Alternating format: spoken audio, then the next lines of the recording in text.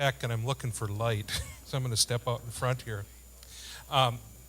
Today is not about hearing from me and Mark, and you'll notice that we're not going to be doing much more than facilitating today. But I just want to give you a couple thoughts first. But first I want to say it's a privilege to have you all here and that you are interested in what we're doing, and really more so about your interest in doing something different in your own districts.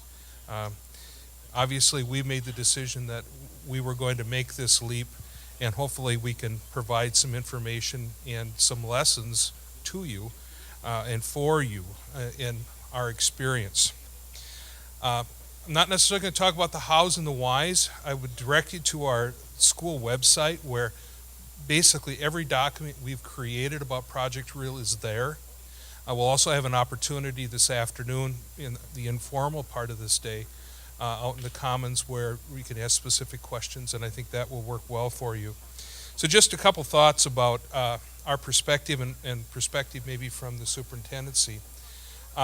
Many of you know that we did a 6th grade pilot 2 years ago, a year ago I guess, and understand that wasn't so much to figure out how it worked for the teachers and the kids, but it was more about how to manage the devices, and it was well worth that effort. I guess I am supposed to talk closer. It was well worth the effort, and I would encourage you to do some small scale initially.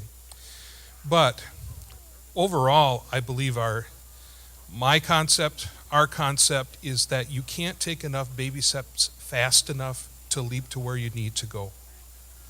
So pilots are great for figuring out very specific things, but there's a point where you just need to make the leap. And we had some good guidance along the way. We had some speakers the last couple of years, and I'll give them a plug here.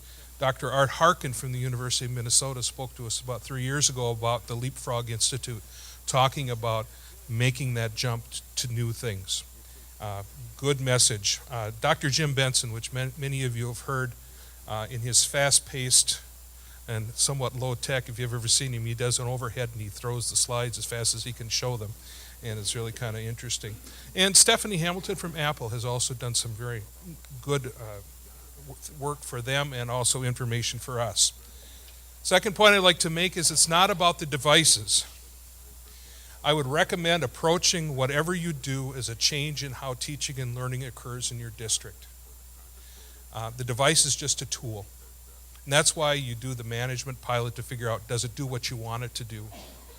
But we've avoided calling this our iPad project. It's Project Real because we're changing the culture of teaching and learning in our district.